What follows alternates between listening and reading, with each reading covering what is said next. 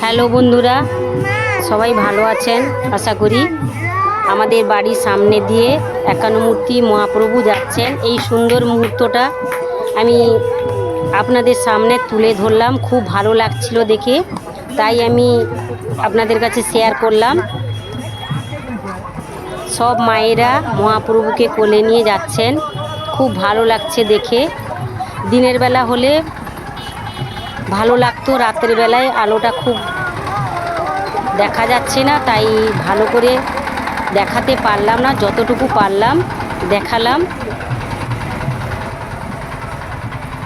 যদি ভালো লাগে তাহলে লাইক শেয়ার কমেন্ট করবেন।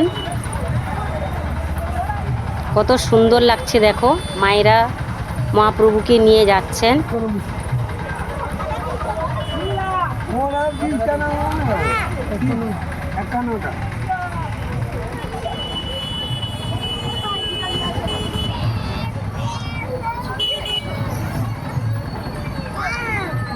শুভরাত্রি, সবাই ভালো থাকবেন, সুস্থ থাকবেন।